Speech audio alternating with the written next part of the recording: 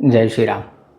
आज कुंडली के आत्मकारक ग्रह के बारे में बात करेंगे। देखो, ये आत्मकारक टर्म कहाँ से आया, ये जेमिनी का सिद्धांत है। ठीक है, जेमिनी में क्या होता है, हर एक प्लेनेट को एक कारक माना गया है। जैसे पराशरी में सूर्य को पिता का कारक माना गया है, शनि को काम का कारक माना गया है, आपके प्रोफेशन का कारक माना गया है, वो स्थायी कारक है कुंडली के। ठीक, बट जेमिनी ऋषि ने क्या आइडेंटिफाई किया कि भाई हर एक कुंडली के अंदर एक प्लेनेट ऐसा होता है, यानी हर एक प्लेनेट हर एक चार्ट में अलग अलग रोल अदा करते हैं।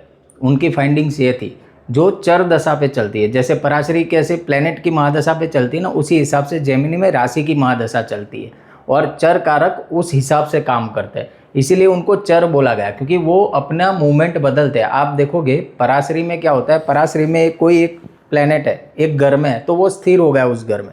बट जेमिनी में क्या होता है, जैसे राशि दशा चेंज होती है उस राशि का लगन बनता है और उस हिसाब से वो कारक भी मूव होते रहते हैं। खैर, जेमिनी की बात कभी और करेंगे। आज मैं जो आपको बताने वाला हूँ ना, वो आत्मकारक को लेके कुछ अच्छे प्रिंसिपल्स बताऊंगा। आत्मकारक और राजयोग, कब आपकी कुंडली में आत्मकारक राजयोग समान फल देता है, उसकी बात करेंगे। 3-4 पॉइंट है राजयोग को लेके और 2-3 पॉइंट है आयु को लेके, उसके बारे में बात करूंगा। सबसे पहले आत्मकारक किसे कहा जाता है वो समझ लो। आत्मकारक यानी आपका हाईएस्ट डिग्री प्लैनेट। ठीक है, आपकी कुंडली के अंदर जो सबसे ज़्यादा डिग्री लेके प्लैनेट बैठा है ना, उसको आत्मकारक बोलते हैं।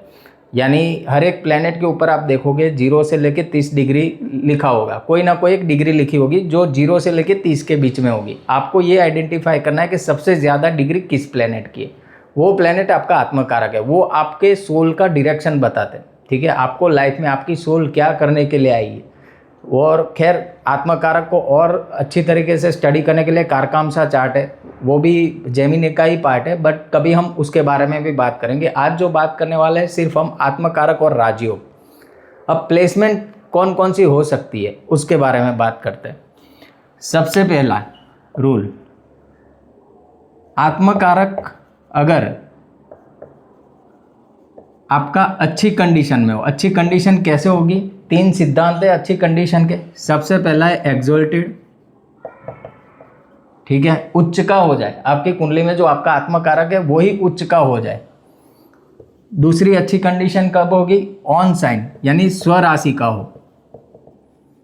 और तीसरी अच्छी कंडीशन कौन सी होगी, मित्र राशि।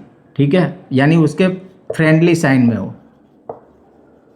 तो पहला स्टेप आपको ये करना है, हाईएस्ट डिग्री प्लैनेट निकालना है। उसके बाद आपको ये चेक करना है कि आपका जो हाईएस्ट डिग्री प्लैनेट आया क्या वो एक्सोल्टेड है। ठीक है, पहला पॉइंट। चलो एक्सोल्टेड नहीं है तो क्या वो खुद की राशि में बैठा है, क्या वो मित्र की राशि में बैठा है, वो चेक करो। एग्जाम्पल के लिए यहाँ एक मैं चार्ट बनाता हूँ।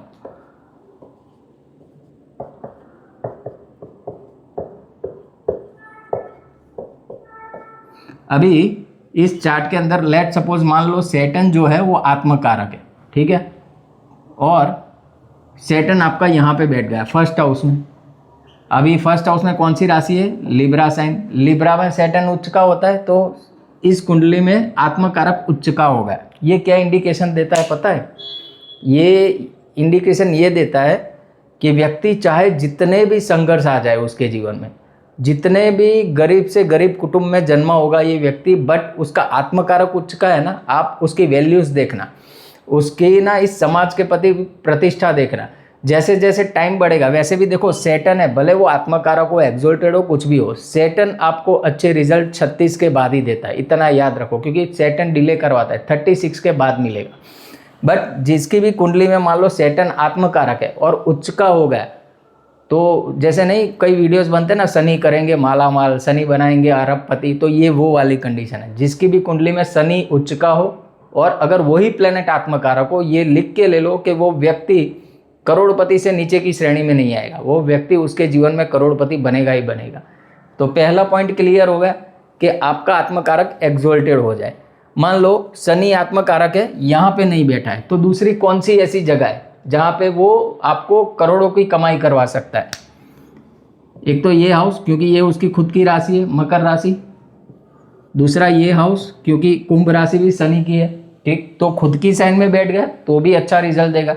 सबसे पहले एक्सोल्टेड देखो, वो नहीं होता है तो खुद की साइन देखो। उसके बाद आप मित्र राशि में आओ। शनि के मित्र कौन कौन से, शुक्र और बुध, तो यहाँ पे तो वो उच्च का हो जाएगा शुक्र की राशि में, तो या तो फिर यहाँ पे आ जाए 2 नंबर टॉरस साइन में, वो भी शुक्र की राशि है। हाउस वाइज भी शनि के लिए अच्छा घर है, शनि स्थायी कारक है 8वें घर का।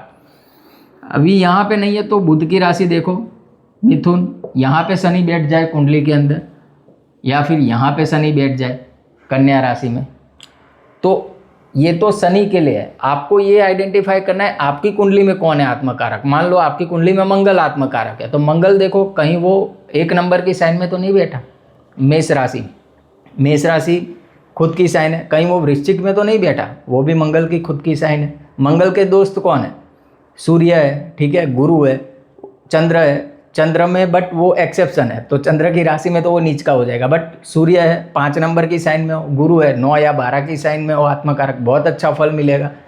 और अगर कहीं शनि की राशि जो उसकी उच्च की राशि है मकर राशि में, तो कहना ही क्या। तो इस हिसाब से आपका प्लैनेट देखो और उसकी ये कंडीशन, ये जो 3 पॉइंट बताए ना, उस हिसाब से उसको कैलकुलेट करो। पहला पॉइंट क्लियर हो गया कि आपको आपकी आत्मकारक की स्थिति देखनी है कि वो कुंडली में कैसा बैठा है।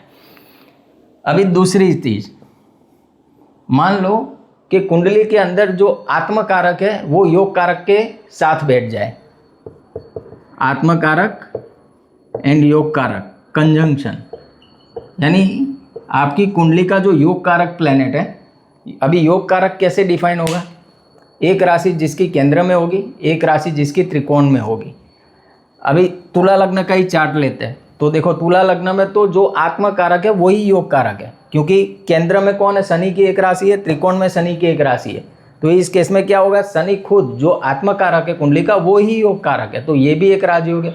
या तो योग कारक प्लैनेट के साथ बैठ जाए या खुद योग कारक हो जाए, ठीक है, ये होगा। या तो फिर ये और ये एक ही प्लैनेट हो, समझे आप। तो इस कुंडली में तो शनि ही बन रहा है। आप डेफिनेशन सिर्फ समझ लो मैं क्या कहना चाहता हूँ, आपको आइडिया वैसे आ ही गया होगा। तो जब योग कारक और आत्मकारक कुंडली के अंदर कंजंक्शन में आ जाए, सबसे बढ़िया है, ये बहुत बढ़िया है पैसों की स्थिति को लेके, ओवरऑल वेलबींग को लेके। तीसरा और सबसे इंपॉर्टेंट पॉइंट, कहीं से भी देवगुरु बृहस्पति आपके आत्मकारक को दृष्टि दे दे, ठीक है, जुपिटर एस्पेक्ट। अभी इसमें 2 तरीके से जुपिटर का एस्पेक्ट आप काउंट करना है।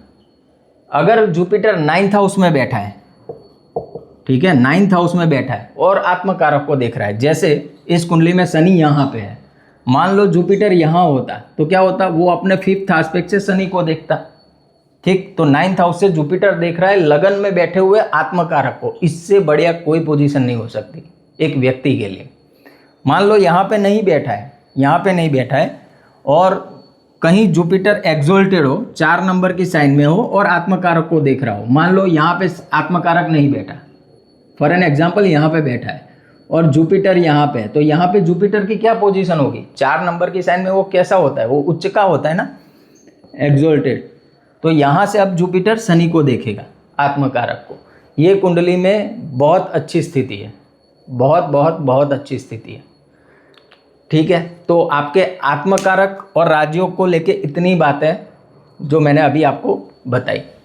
अब थोड़ा आत्मकारक और आयु को लेके बात कर लेते हैं। देखो, जैसे मैंने आपको ये तो बताया कि पैसों की स्थिति आप कैसे जान सकते हो आत्मकारक के थ्रू, उसी हिसाब से जहाँ पे आपका आत्मकारक बैठा है ना, जैसे इस कुंडली में शनि है, वहाँ से आपको 8th हाउस गिनना है, 8वां घर, ठीक है। वहाँ पे आप जो शनि बैठा है वहाँ से 8वां घर गिनो। तो शनि यहाँ पे बैठा हुआ है, 1st हाउस में ही बैठा है, तो यहाँ से 8वां घर कौन होगा, ये वाला। अभी यहाँ पे कोई उच्च का प्लेनेट आ जाए या तो स्वराशि का प्लेनेट आ जाए, उस व्यक्ति की आयु लंबी तो होगी, साथ साथ में स्वस्थ भी होगी। जैसे यहाँ पे 2 नंबर में कौन सा प्लेनेट उच्च का होता है, चंद्रमा। तो मान लो चंद्रमा यहाँ पे बैठा हो तो क्या होगा, वो उच्च का होगा। और अगर चंद्रमा नहीं है तो कौन होना चाहिए, वीनस। क्यों, क्योंकि उसकी खुद की राशि है। तो आप ये चेक करो कि आपका जो आत्मकारक बैठा है वहाँ से 8वें घर में कोई उच्च का प्लैनेट या स्वग्रही प्लैनेट बैठा है, तो ये इंडिकेशन दे रहा है कि व्यक्ति की जो आयु है ना काफ़ी लंबी होगी और स्वस्थ होगी।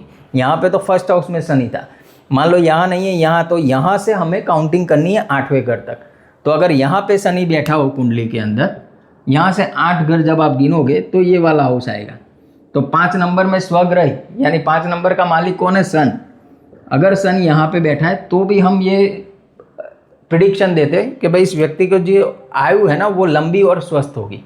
ठीक है, समझ गए। दूसरी एक चीज़, शनि जहाँ बैठा है, यानी शनि नहीं आत्मकारक जहाँ बैठा है, वहाँ से जो 8वां घर पड़ रहा है वहाँ पे फिक्स साइंस है। अगर फिक्स राशि पड़ रही है, फिक्स में कौन सी है? 2, 5, 8, 11, तो भी व्यक्ति की आयु के लिए बहुत अच्छा है।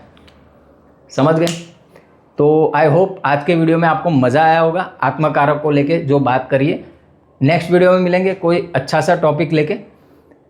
दूसरा, आप सब लोगों के लिए एक अनाउंसमेंट भी है। अगर आप लोग ज्योतिष पढ़ना चाहते हो तो आप मुझे कॉल या व्हाट्सएप पे बात कर सकते हो, और कंसल्टेशन लेना चाह रहे हो तो अभी डिस्काउंट चल रहा है। ठीक है, जय श्री राम।